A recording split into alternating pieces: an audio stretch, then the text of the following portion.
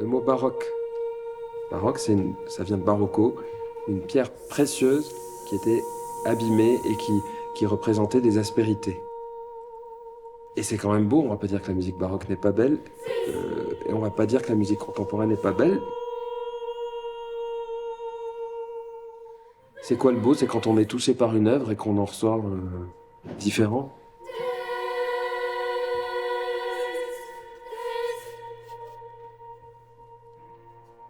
Bonjour à toutes et à tous, une journée un peu spéciale aujourd'hui puisque nous accueillons les deux compositrices et les deux compositeurs de l'IRCAM. Donc ils viennent écouter un peu évidemment votre travail, cette patte sonore que nous travaillons depuis 15 jours. Et voilà, donc je vous propose de prendre le sanctus de cette messe de Delpher.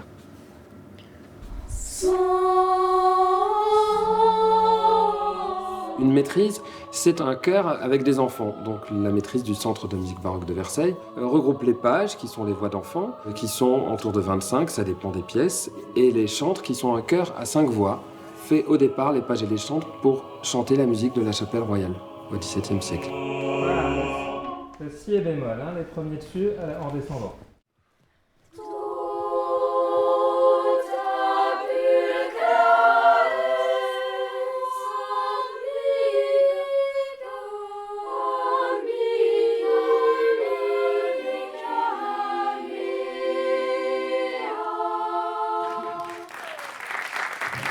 Les pages, merci, vous allez vous asseoir, mémoriser vos places, histoire qu'on ne perde pas trop tout à l'heure. Peut-être que pour la mue, vous allez être différemment installé.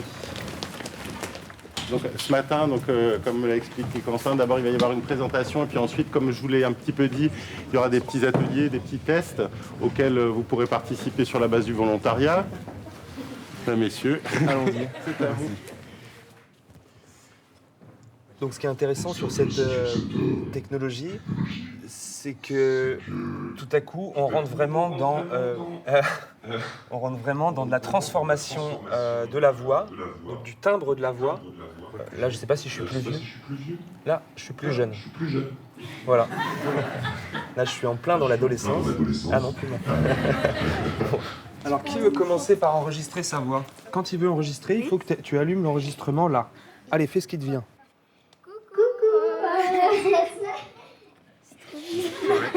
Arrêtez d'enregistrer.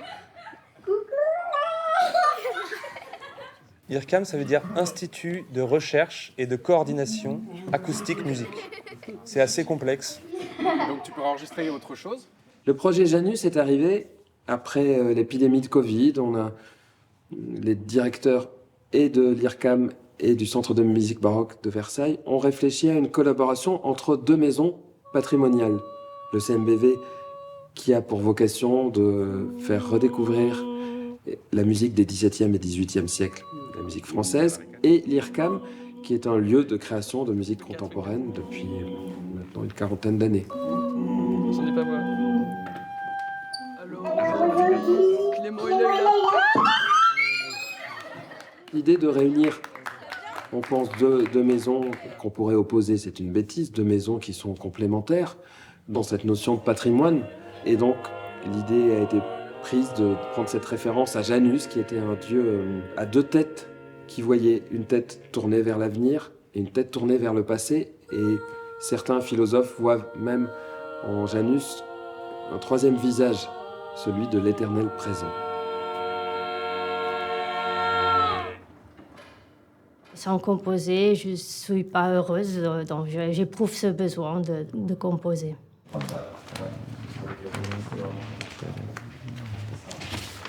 C'est que des sons de consonnes ou de monosyllabes pas timbrés. Du souffle et du bruit de consonnes, etc. Et si c'est avec des monosyllabes, ça peut être... Ouais, je m'isole avec ça alors. Et on va passer par des zones qui n'appartiennent à aucune note connue, mais c'est des quarts de ton, des choses entre les notes. Il faut passer par là aussi.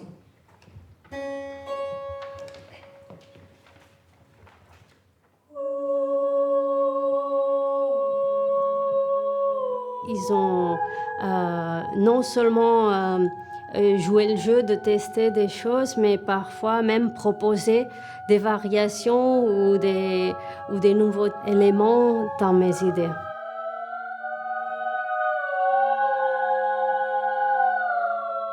Avec les compositeurs, dès que j'ai une question, j'ai une réponse. Et il y a une co-construction parfois sur des choses. Il y a un échange en fait. Et et puis ça m'apporte beaucoup d'essayer de rentrer dans ce qu'ils veulent vraiment, dans leur pensée. Deuxième mesure, il y a un accent. Hein. Ah oui, oui. On est d'accord. On commence par Henri.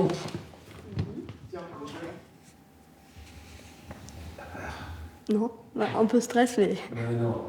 Non. Ce qu'on enregistre, on va l'utiliser, nous, pour le couper, le monter, le transformer en électronique. Et ça va faire partie de la partie électronique de la pièce. Olá, de mes fidèles estolantes anime, existe nostres cordibus, et ex odulis orate plenis fundibus, offos amores intepecavimus. Ô larmes fidèles de l'âme souffrante, sortez de nos cœurs, coulez de nos yeux en une fontaine abondante. Ô fontaine d'amour, nous avons péché contre toi. À cause de notre chagrin, nous nous déchirons le visage, nous nous frappons la poitrine. Je me pose la question aussi de comment travailler avec ce matériau, cette référence à Lully, pour ne pas influencer l'écoute tout le long de la...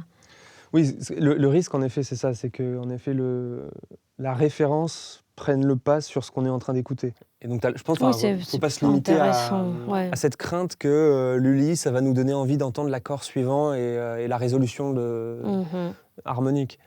C'est pas forcément vrai, selon comment on le présente. C'est ça ce que je suis en train de réfléchir, disons. Je n'ai pas encore la réponse. Ouais. Est-ce que c'est quelque chose qui va être très évident? Je ne voudrais pas que ce soit évident tout le temps, mais à un moment le dévoiler, c'est à quel moment? Tout ça, c'est encore à décider pour moi. Mais je pense que c'est, étant donné qu'en plus c'est sur une consonne voisée, d'avoir un effet de vibrato, tu vois, comme ça. Je vais noter. Quels sont... En premier lieu, il y a une prise d'information nécessaire et un travail un peu de recherche et de correspondance à faire sur des éléments qu'on connaît, qu'on sait faire travailler au cœur, mais qu'on n'utilise pas quotidiennement. Son castagnette, le fameux. Voilà. C'est comment Je crois que ces feuilles vont nous aider. Son percussif imitant la castagnette produit par un coup de langue. C'est ça. Écrire pour un tel ensemble complexe est un vrai défi et il faut faire attention à plein de paramètres et oui, prendre en compte les possibilités.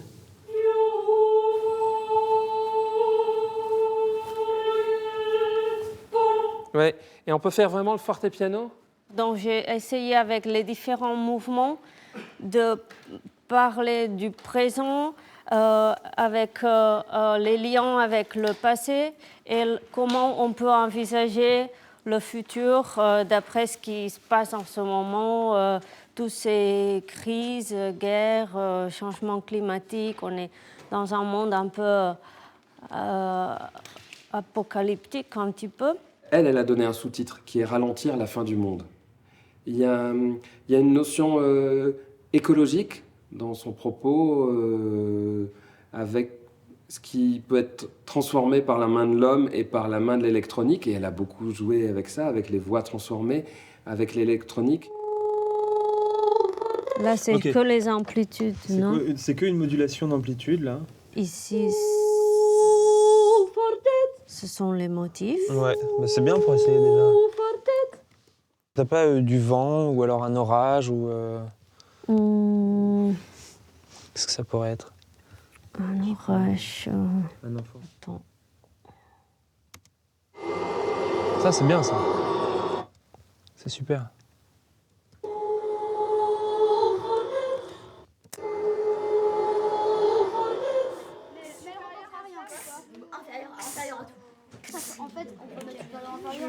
Une des premières fois, il ne savait pas encore à quoi ça allait servir, ces enregistrements. Et une des chanteuses m'a dit « mais je ne comprends pas trop, qu'est-ce que tu vas en faire ?» Et je lui ai expliqué un petit peu. Et elle a dit « d'accord ». Aujourd'hui, elle et d'autres membres de la maîtrise sont venus me dire qu'ils avaient compris aussi très bien leur rôle et le rapport avec les enregistrements modifiés et qu'ils se sentaient maintenant faire partie d'un projet large et qu'ils comprenaient beaucoup mieux de quoi il s'agissait. Donc c'était gratifiant, j'étais très contente de ça.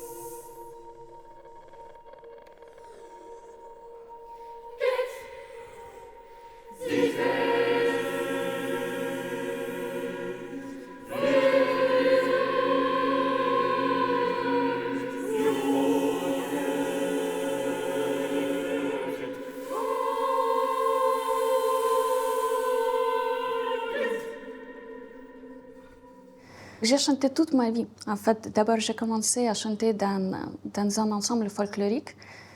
J'étais même soliste quand j'avais 7 ans.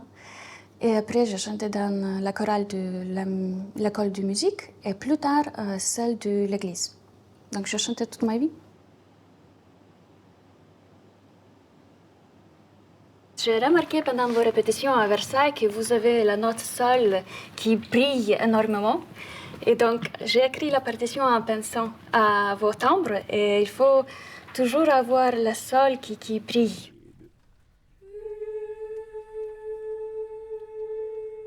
La voix, c'est un instrument qui est propre à chacun. Et c'est un instrument aussi qui est unique à chacun. Quand on écoute la voix, le timbre, on peut lire aussi beaucoup d'émotions. C'est pas uniquement le chant, mais aussi quand les gens parlent. Et donc, c'est une sorte de fenêtre à l'esprit. Bonjour à tous. Bonjour. Bonjour. Alors tout d'abord, comment se forme la voix? Vous l'avez sûrement vu avec vos enseignants. On a plusieurs parties. On a les cordes vocales qui vont vibrer, générer un son. Et puis on a toute la partie du larynx, la langue, la bouche, le nez, qui vont servir de caisse de résonance et qui vont permettre de former des mots, des phonèmes, et qui vont permettre aussi parfois de faire ressortir certaines fréquences. Ici, donc, je désire un effet qui s'appelle Vocal Fry. Et donc, je ne sais pas si vous avez déjà expérimenté avec vos voix, mais ça sonne comme ça.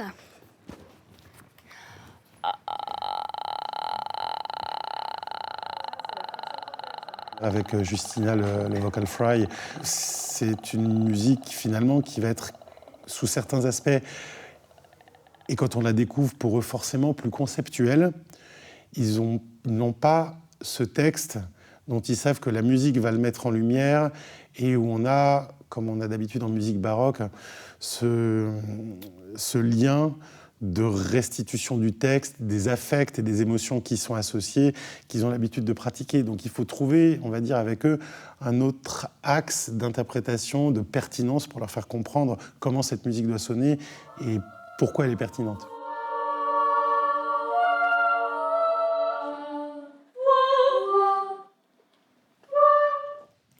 Donc il faut peut-être apprendre à conserver l'énergie au début pour pouvoir montrer cette accumulation de l'énergie à la fin avec ce cluster qui s'ouvre. Donc le début peut être plus fragile, moins fort, et faire un crescendi graduel. Ça marche.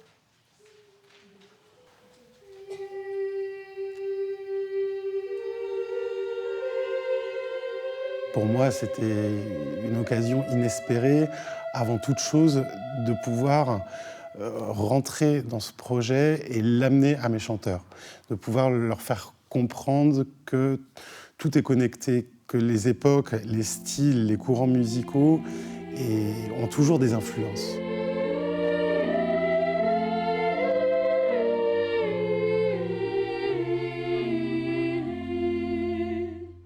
La composition pour le projet Janus s'appelle L'Ému.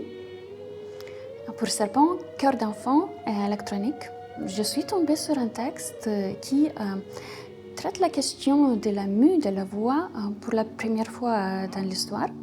C'est Auguste Samuel Tissot, mais comme il ne connaissait pas encore la notion des hormones à l'époque, il cherchait aussi une manière comment expliquer le changement du corps, la puberté. Donc, son explication est très poétique. Samuel Auguste Tissot dit que c'est la naissance de l'amour qui change le corps d'enfant.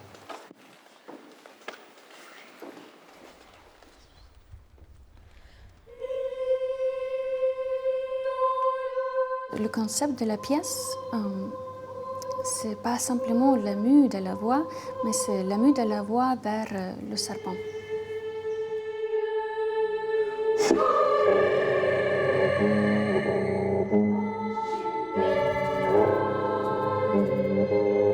La pratique du serpent, historiquement, elle était souvent faite par des adolescents.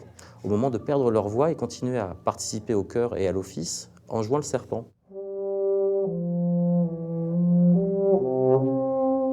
Ça, c'est la façon traditionnelle de jouer le serpent. Et donc Justina, elle va jouer sur ce matériau traditionnel en le distordant, en ajoutant des choses. On a parlé notamment de chanter en même temps qu'on va jouer l'instrument, ce qui va créer, comme ces deux sources sonores qui sont dans le même organisme et qui vont finir dans ce même corps résonnant, ça peut créer soit des résonances, soit justement des oppositions, en fonction des intervalles qui vont être choisis.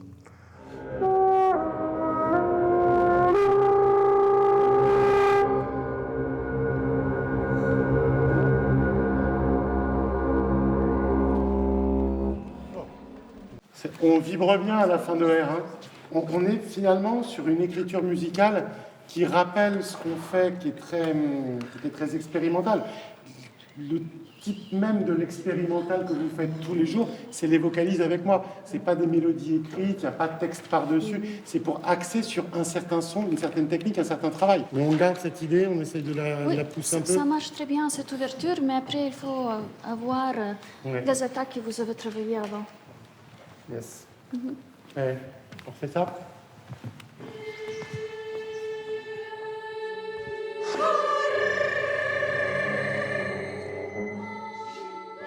C'est déjà un projet qui engage beaucoup de choses, que ce soit sur le plan artistique, sur le plan de l'éducation musicale aussi pour nos jeunes. Le projet Janus, c'est une véritable ouverture musicale et une ouverture musicale pertinente. C'est avant tout le fait de prendre nos acquis, tout ce qu'on travaille, tout ce qu'on met en valeur sur le plan vocal et sur le plan choral au Centre de musique depuis de nombreuses années, et justement d'aller l'enrichir grâce aux compétences, aux connaissances et à toute la création contemporaine qui se fait aujourd'hui. Au sein du CMBV, avant, la mue, c'était quelque chose qui nous empêchait clairement de garder les enfants intégrés, en tout cas dans la programmation artistique. Aujourd'hui, c'est différent, on les accompagne. Donc la mue, c'est une sorte de transition d'une voix vers l'autre. Ça représente aussi un moment très instable qui a lieu dans la vie d'un enfant. Pour moi, la question de transition est toujours très intéressante dans la musique.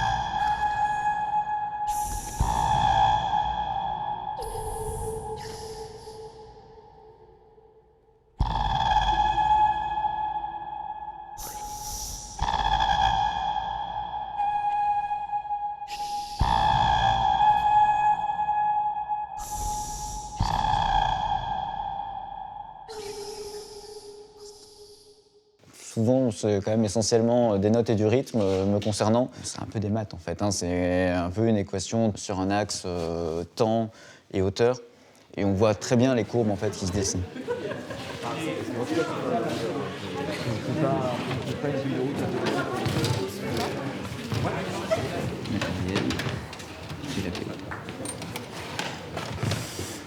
Toute la partie électronique là qu'on est en train de créer sur le projet, c'est recréer une sorte de métabase continue finalement, parce que contrairement d'habitude, en fait, vous n'aurez pas d'orgue, ni de viol de gambe, ni je ne sais qui pour vous accompagner. Donc en fait, l'électronique va jouer ce rôle-là. Donc il y a beaucoup d'enregistrements d'orgue et de viol de gambe dans l'électronique. Il y a tous les sons que vous avez enregistrés vous, donc qui créent un double, qui va créer des longues glisses aussi, qu'on vous fera écouter tout à l'heure, mais on a recréé des glisses sur 4 minutes, de voix qui glissent sans s'arrêter, de manière très très continue. Et puis il y aura tout ce qui sera plus autour des solistes, qui sont plus de l'ordre du traitement. C'est un peu différent. Mais il y a toute une masse sonore finalement qui est composée, mais qui est composée en même temps que ce que je vous écris sur la partition, parce que ça va aller ensemble au final. L'œuvre est écrite pour la maîtrise du Centre de musique baroque de Versailles, qui draine derrière elle tout un héritage musical. Alors j'en ai retenu plusieurs choses. D'une part, l'écriture à double chœur. D'autre part, une écriture qui n'est pas si précise que ça, notamment l'ornementation n'est pas toujours précisée. J'ai mis des nuances, mais pas beaucoup d'éléments d'interprétation, notamment sur les voix de dessus, qui mélangent à la fois les voix d'enfants, de soprane, de contre-ténor. Il y a une liberté qui est laissée à l'interprète de choisir le timbre, finalement, d'allier, faire des alliages de voix selon les passages de la pièce. Pour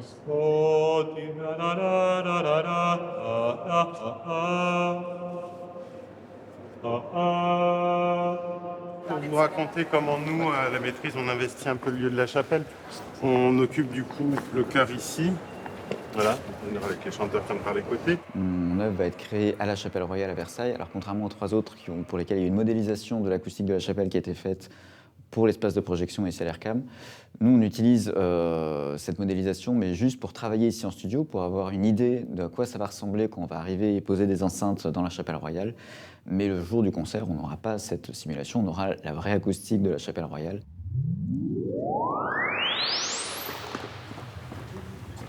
On a le fameux espace. Voilà.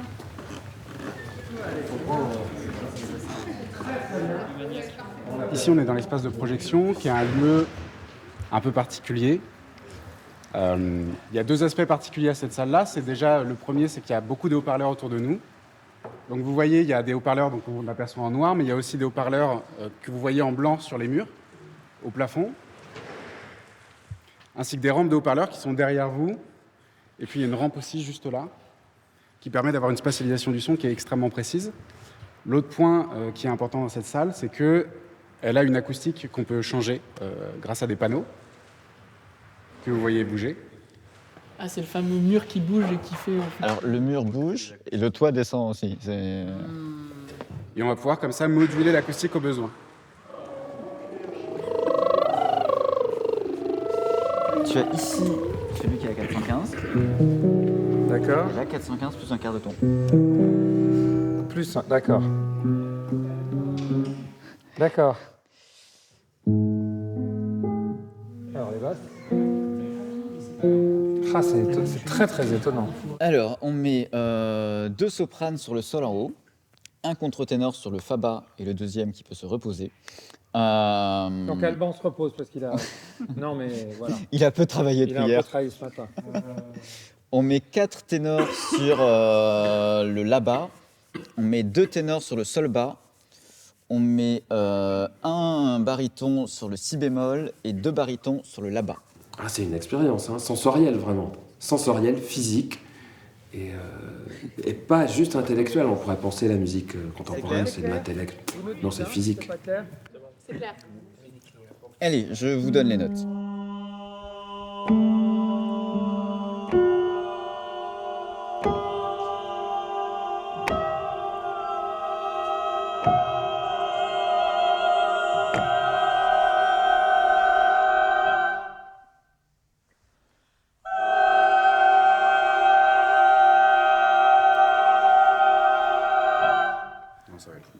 C'est bon? C'est bon. C'est sportif. Mais surtout, c'est un nouveau langage. Et ce sont des étudiants. Enfin, il ne faut pas oublier que Oui. Chacun a des parcours de 18 à 32 ans dans des pays différents et c'est ça qui fait la richesse du chœur. Mais non, ça nous fait tous progresser. Enfin, surtout moi.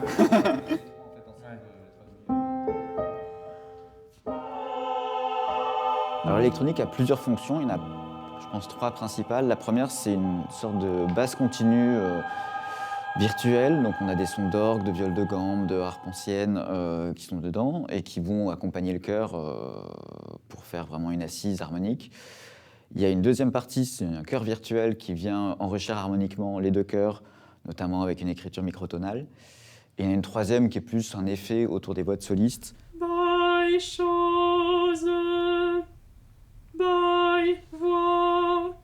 L'IRCAM a toujours eu dans son ADN la synthèse de voix et la voix en général comme un de ses thèmes de recherche et de production artistique le plus important historiquement.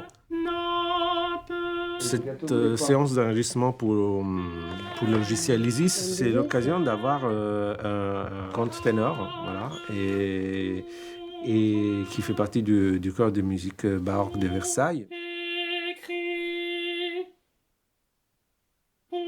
Le logiciel il est constitué d'un algorithme d'intelligence artificielle qui va apprendre ce que le chanteur fait. Notre ambition, c'est vraiment de d'avoir ce logiciel de chant qui permet de synthétiser des phrases lyriques compliquées. Est-ce que j'ai peur de l'intelligence artificielle pour le chant ? Non, absolument pas. La voix est l'instrument le plus difficile à reproduire. On utilise nos imperfections et notre fragilité de chanteur pour faire naître l'émotion. Et ça, la musique électronique, pour moi, elle ne pourra jamais reproduire ça, puisqu'elle ne pourra jamais reproduire la complexité d'un corps humain avec un esprit humain qui le commande.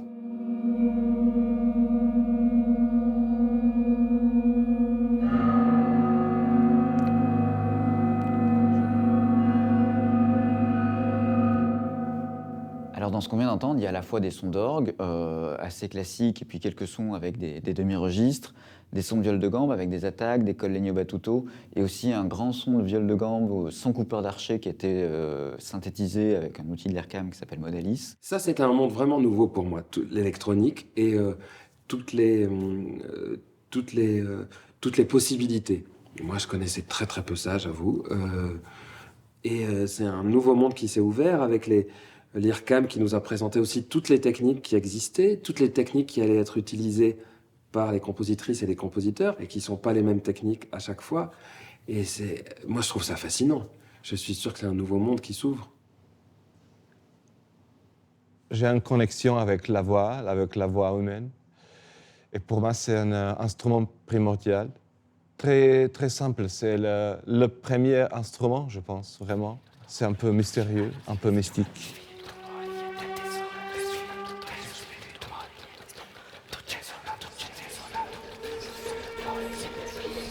This slower tempo has more space for text clarity. Yeah.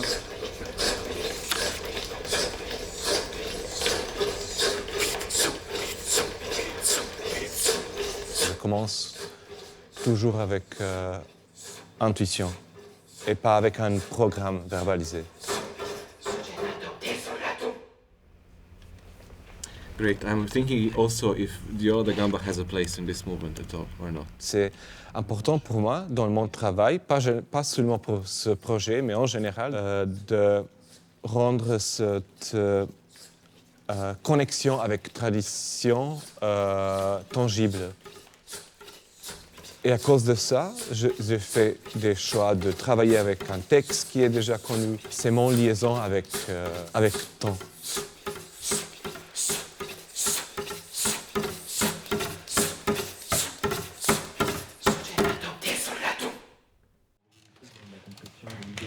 Alors cette mezzo forte doit être un peu plus, je pense.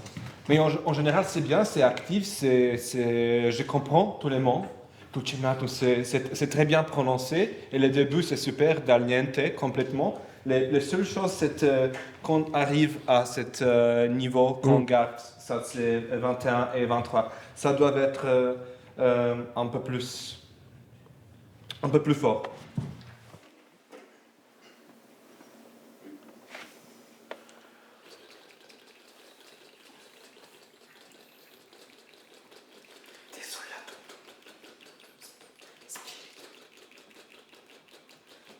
Le Stabat Mater, c'est les plaintes de la Vierge au pied de la croix, enfin en tout cas pas forcément les petits, elle pleure, elle gémit. Et oui, ce texte est mystique. Et cette écriture est mystique, j'ose le dire. Et tu veux faire la deuxième partie de l'Inflammatus, je crois. Il y a forcément quelque chose qui nous élève dans la musique, et qui parfois nous dépasse. On ne sort pas indemne de la composition de Hughes.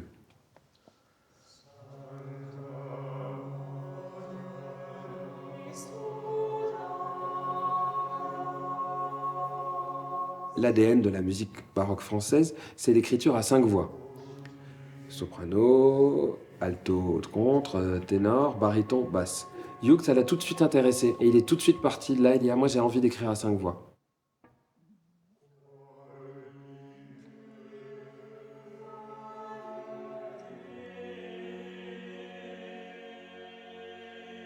La musique baroque française, c'est un répertoire qu'on maîtrise bien, c'est des enchaînements harmoniques, c'est des cadences, c'est des schémas rythmiques qu'on connaît très bien. Et donc c'est très important aussi en tant que chœur d'accueillir ces répertoires qui en fait déstructurent complètement nos réflexes et donc on ne peut que progresser.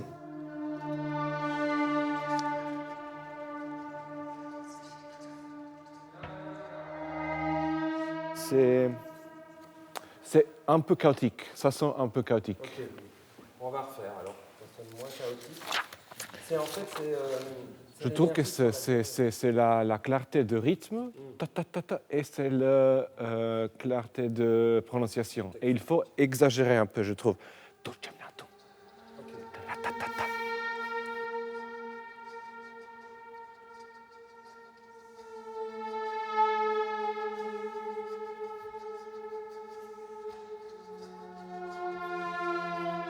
Tous les mouvements énergiques, fortissimo, tout ça, où c'est beaucoup de colère et de choses comme ça, tout ça, ça a marché déjà super bien hier. Ce qu'il nous faut trouver maintenant, c'est un peu de poésie et vraiment des pianos et des pianissimo. C'est ça c'est notre travail de ce matin, en plus du travail avec la technique, de trouver, d'être tout aussi poétique que dans d'autres musiques.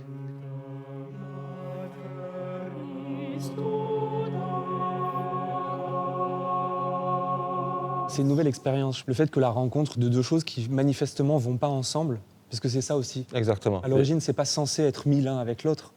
Et le fait de les mettre ensemble et qu'il y a un compositeur qui travaille dessus, justement sur un agencement musical, ça fabrique une nouvelle expérience, une nouvelle entité. Et je pense que pour l'auditeur, c'est complètement nouveau. C'est pas spécialement des émotions connues.